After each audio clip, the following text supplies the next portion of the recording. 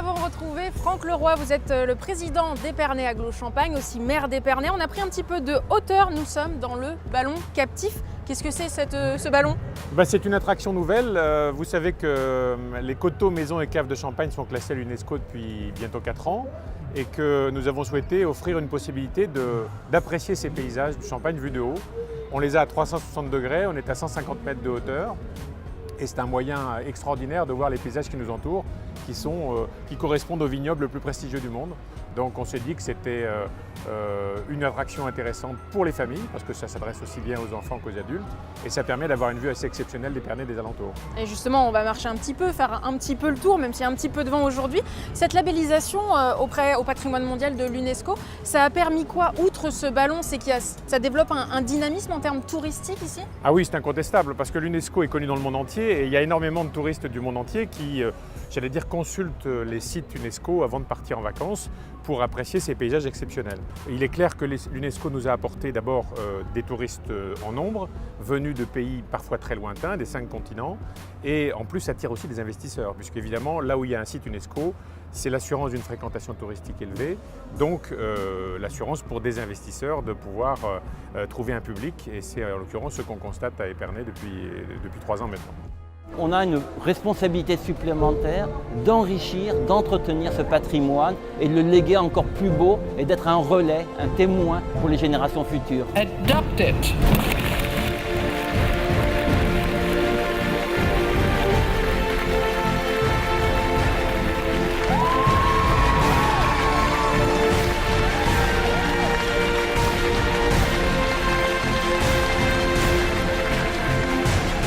En termes d'hébergement, de loisirs, de gîtes, tout ça, il y a tout ce qu'il faut ici. Voilà, il y a tout ce qu'il faut. Il y a encore des projets hôteliers qui se développent. Là, dans quelques jours, on va ouvrir le Royal Champagne situé juste en face de nous, à peu près à la même hauteur, Là-bas, oui. au loin.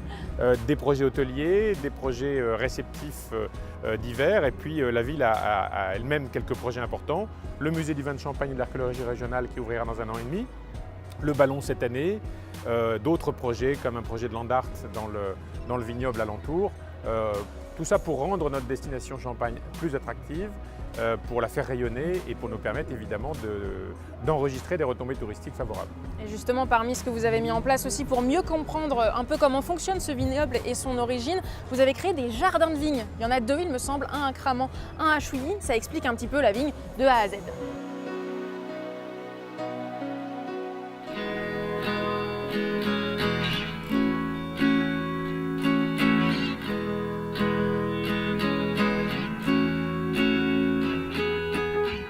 Donc nous sommes au jardin de vigne à Chouilly qui est situé au bout de l'avenue de Champagne. Une fois que vous aurez visité les caves d'Épernay, dégusté le nectar champenois, sparnacien, nous vous invitons à découvrir la plante qui a permis à ce nectar de naître. Différents espaces se succèdent et vous présentent la vigne au fil des savoir-faire et du contrôle de l'homme sur sa culture.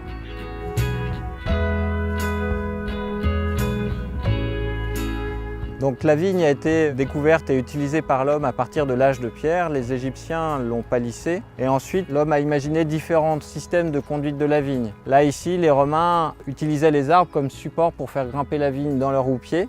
Au Moyen-Âge, les moines ont imaginé des treilles et des pergolas afin de pouvoir cultiver la vigne en hauteur et qu'elle soit bien ventilée.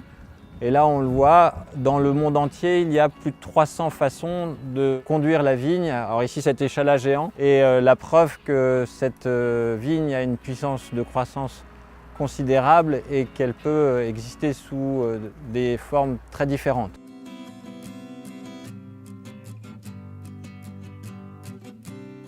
Il faut avoir conscience que l'homme est parti d'une vigne sauvage dont il a sélectionné les meilleurs plants, croisé l'ensemble des essences, afin d'obtenir des cépages qui lui permettent de produire une vigne qui produise du fruit.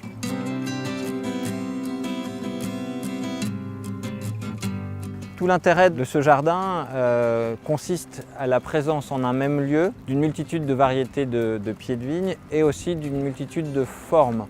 Ici, il s'agit de la conduite en foule, mode culturel qui était adopté jusqu'aux années 1850, abandonné en raison du phylloxéra et on a basculé vers une autre façon de conduire la vigne, celle que nous connaissons aujourd'hui, en rang, en ligne.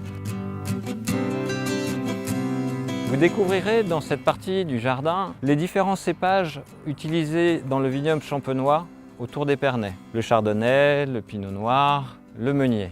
Vous trouverez aussi au jardin de vigne les cépages oubliés, comme l'arbane, le petit meslier, le pinot gris. Je vous suggère une visite en famille pour découvrir cette bulle de champagne unique.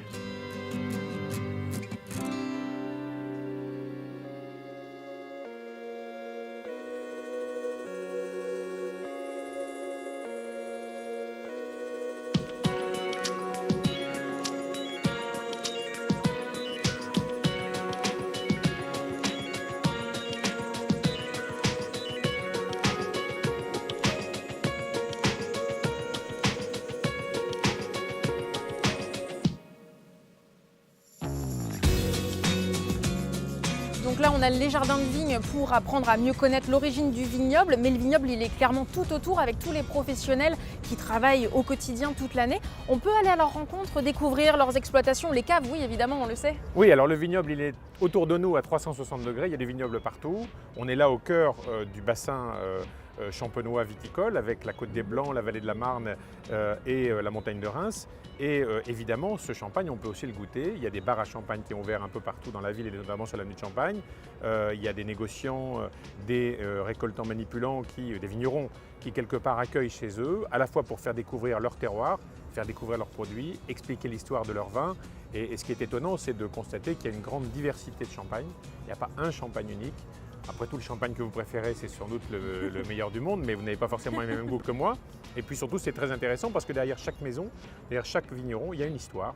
Il y a un homme, il y a une femme, il y a un chef de cave qui vont vous expliquer la manière dont ils font le champagne, la manière dont ils le conçoivent, les alliances mets et vins.